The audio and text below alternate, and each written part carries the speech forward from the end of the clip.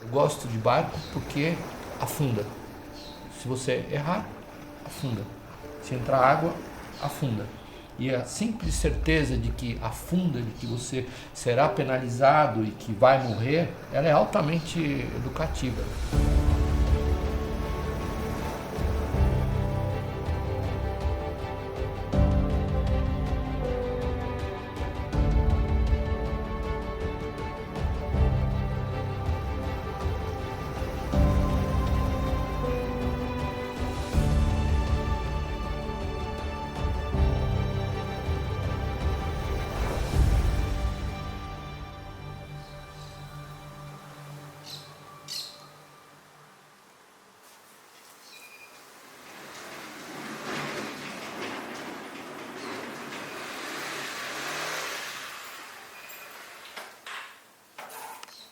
A ideia da viagem nasceu como uma provocação. Eu gosto de provocações. Elas te fazem pensar no oposto, no outro lado, na hipótese do absurdo, no caos, no fracasso, no desastre.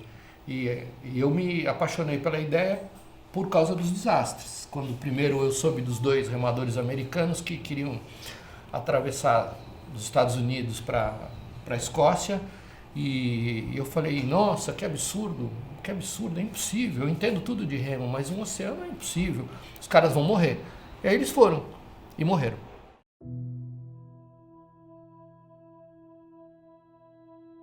Tem duas escolas, por exemplo, tem a escola do planejamento obsessivo, puro, cuidadoso, seguir as regras, que é a escola americana, que eu não gosto, porque ela não vai até o extremo. Tem situações onde você antes tem que ir até o extremo das situações, que é a escola francesa dos bretões. Adoro uma menina que nem a Florence Artaud, que sobe em cima de um barco para fazer uma travessia em solitário, num trimaran, e ela vai até explodir o barco. Ela não é que ela vai para tentar chegar do outro, ela vai até explodir. A primeira vez que ela explodiu um, depois ela explodiu o outro, aí os arquitetos do terceiro aprenderam a fazer, caramba, nós temos que fazer assim, porque assim não vai explodir. Então essa escola, a escola do aprendizado no ambiente extremo, ela é impagável, ela é maravilhosa. Eu adoro essa escola, eu adoro ver hoje, nos dias de hoje, um escritório que nem o Jean Pétégin, o Pétégin Prévost, que fazem de repente um catamarã chamado Orange, que contraria a lógica da física. Nenhum barco pode navegar ao redor da Terra numa velocidade superior ao mais rápido destroyer do mundo, e eles conseguem, com um cara só no comando do barco, a 45 nós de velocidade, com ondas de 15, 18 metros de altura, que atravessam o Atlântico em horas, não em dias. Como eles chegaram nesse nível, indo até o extremo, explodindo um barco, arrebentando o outro, ousando. E aí eu comecei a me interessar, não é uma questão de pessimismo, assim, mas eu comecei a me interessar pelo que não dava certo, pelos desastres. E acabei juntando uma biblioteca de desastres. E achei um livro maravilhoso sobre sobrevivência no mar e as histórias dos desastres, dos naufrágios espetaculares, do naufrágio da Medusa, onde no primeiro dia tinham quase 300 pessoas e 2 dias depois já tinha menos de 20 pessoas, eles tinham se matado. E para que eles morressem de sede por falta de água no mar, eles precisariam pelo menos 7, 8 dias, né? Você sem beber, você entra em morte aparente só no sexto, sétimo dia, e eles morreram todos antes por causa do pânico, do caos, da disputa pela água, do descontrole psicológico, do desespero. Depois o naufrágio, os desastres que deram certo, né? O casal Morris e Marilyn Bailey na década de 70, que estavam indo para a Austrália, bateram numa baleia, afundaram em 15 minutos no meio do Pacífico. E o barco que sobrou deles era uma balsinha de menor do que essa mesa, 1,35 m, isso aqui. E eles sobreviveram nesse barco 117 dias. E durante esses 117 dias, a Marilyn, ela rezava para que não passassem navios. Por quê? Cada vez que passava um navio, o Morris acionava a única coisa que ele conseguiu pegar foram os fogos de artifício, fogos de salvatagem. Ele acionava os fogos e o navio não via, durante o dia ele não via os fogos. E aí o navio passava do lado deles sem que ninguém os visse e ele entrava em desespero, pânico, diarreia, descontrole, decadência física. e ela, enfermeira, ela percebeu que era melhor eles sobreviverem tranquilos até que um dia alguém os achasse do que viver esses altos e baixos. Era uma época também onde já existia a teoria do francês, do Alain Bombard, que foi um médico que atendeu 80 náufragos que chegaram andando no hospital dele e a maioria morreu de nefrite, tinham bebido água salgada. E aí ele elabora uma teoria de que é possível beber água salgada indefinidamente. Uma teoria polêmica que os americanos detestam, mas que para mim faz todo sentido e, na minha opinião, essa teoria salvou, por exemplo, o casal Bailey, por uma razão que ninguém nunca abordou. E o francês elaborou essa teoria e foi contestado, ridicularizado, e aí no final da década de 50 ele faz uma travessia num botezinho inflável, sem água e sem comida. Ele parte para atravessar o Atlântico, das Canárias em direção a Barbados, e consegue atravessar em 70 e poucos dias. Ele atravessa, perde 28 quilos, bebendo água do mar. Tinha que beber em quantidades ínfimas, menos do que uma colher de café, no máximo 1.100 mililitros por dia, no máximo 6 dias, e a cada 6 dias alternar com um líquido hipotônico. E ele mostrou que o sumo de um peixe vivo esmagado é hipotônico, tem água doce, a condensação. E se você beber a água do mar, você sobrevive maravilhosamente bem até o 11º dia. No 11º, 12º, teu rim entra em colapso, nefrite, morre de uma vez. Então era uma decisão polêmica. Se você está sem água no mar, como sobreviver? Você acha que vai ser resgatado em menos de 10 dias, deve beber? Mas qual é o valor da teoria? É que a psique que mata no mar, é o pânico, o desespero. E na medida em que você sabe que é possível sobreviver se não tiver a água doce, você acalma.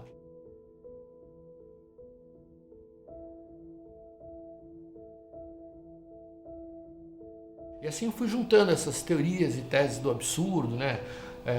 O John Fairfax, que era um exibicionista, que atravessou o Atlântico Norte num barco a remo e catava tubarão pelo rabo e mordia com os dentes e mostrava os bíceps dele. Depois ele faz uma travessia do Pacífico num barco a remo, também saindo da Califórnia, com a Sylvia Cook. Eles brigam na primeira semana, a travessia deles levou 360 dias e eles nunca mais se falaram. Mas o fato de eles não se falarem num barco durante 353 dias, eu achei fabuloso. E aí a história da noiva do meu amigo, colega de remo, Herman, que quando ela soube que eu queria fazer a viagem junto com o Herman, com o meu noivo, não, ela resolveu 1000 problemas. Falei, tá resolvido. Tem que ser feito sozinho. Mas eu ainda não me imaginava protagonista.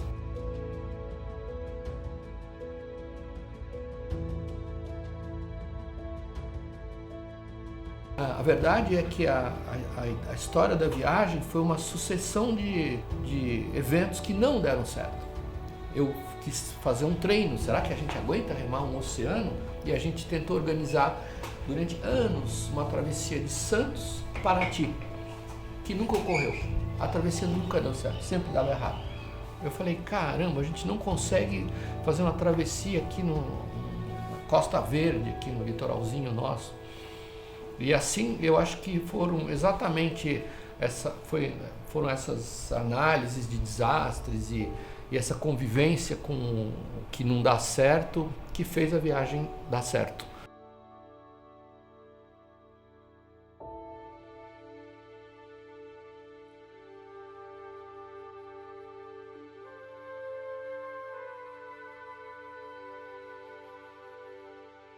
Eu optei por um barco espertamente incapotável, um barco que me livraria da morte por capotamento, que foi o que matou a maioria dos barcos. Bom, esse é o barquinho que eu usei para atravessar da África até o Brasil, remando. No fundo ele é uma espécie de aberração da engenharia naval.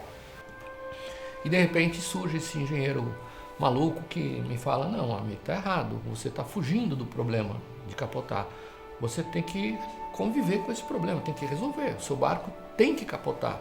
Ele tem que ser feito para capotar. Ele não vai ter casco e convés, ele vai ter convés e convés. porque ele é um casco que se inspira nos desenhos clássicos de embarcações do Maranhão, do Alto Solimões, das canoinhas de duas proas, ou double proa, como a gente fala. Ele tem as duas pontas afiladas, mas ao mesmo tempo ele é um casco, é um barco que tem dois cascos.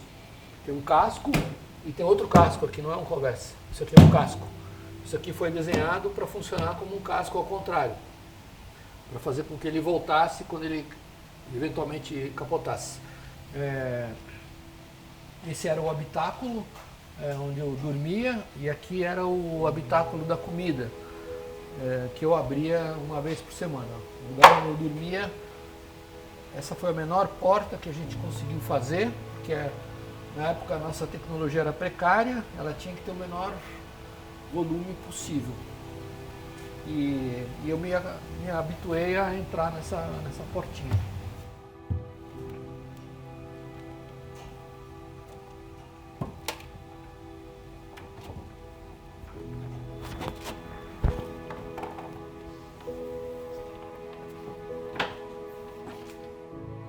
Aqui dentro eu cozinhava, dormia, fazia navegação e me abrigava das intempéries. A grande dificuldade era, se o barco capotasse enquanto eu estava aqui dentro, eu não poderia abrir essa porta para sair.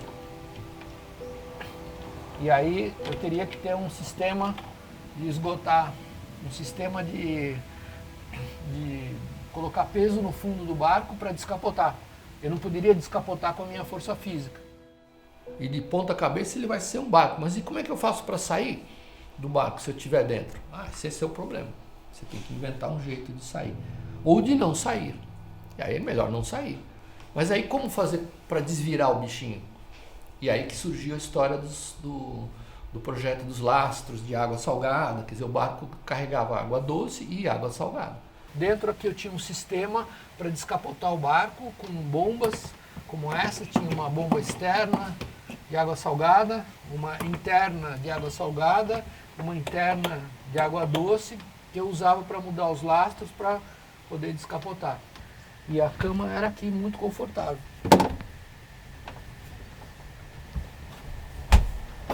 Era extremamente uma cama mais confortável do Atlântico.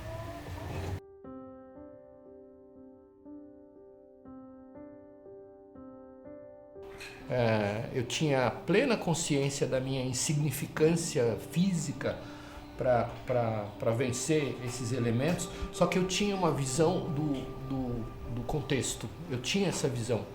Eu sabia que em algum momento o anticiclone ia virar a meu favor. Eu sabia que a partir de um certo ponto eu tinha que fazer uma correção oposta à que eu fazia no início. O primeiro desafio no início era me afastar da África. O segundo desafio era não entrar no anticiclone, no eixo do anticiclone. O terceiro era não me deixar ir para o sul e alcançar o objetivo. E eu fui aos poucos apurando os desvios, os erros para chegar no meu objetivo. O balanço do barco é muito violento quando a gente para de remar. Esse balanço lá, o barco atravessa as ondas e esse balanço é muito violento. Então o ambiente era assim o tempo inteiro, esse movimento lateral muito violento, muito violento.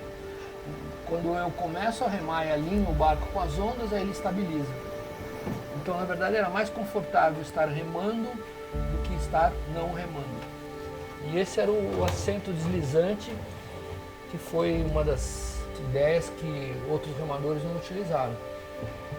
Eu encaixava os tênis aqui e fazia esse movimento de remada, e 60% do esforço da remada vinha das pernas.